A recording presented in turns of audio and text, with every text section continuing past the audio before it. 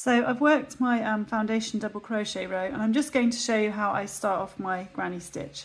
So I don't actually turn my row, I keep it like this, and then I'm going to start by working my first stitch right into the bottom of the last foundation double crochet row. So I'm going to work into there, and I'm going to work a stacked double crochet. You can work 3 chain if you prefer, just work 3 chain from the end, but I prefer to work a stacked double crochet.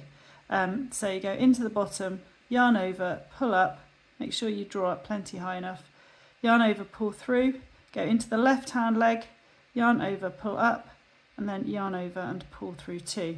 So that's your stacked double crochet, and it's just chunkier and easier to work into when you get to the other end.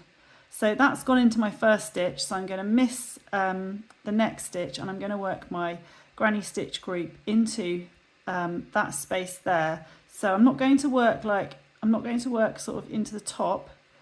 I'm going to work into that sort of space in the middle. So you should have, when you've yarned over and when you've gone into that space, you should have like 2 bars on the bottom of your hook underneath. That means that you've gone right into the middle of it. And then you just work your first treble, and I just prefer to work right into the middle of the stitch like that, because it fills in some of the gaps between that first row of granny stitch groups. If you were to just sort of work into the top, it just leaves more of a gap between the granny stitch groups. So I prefer to go right into that space there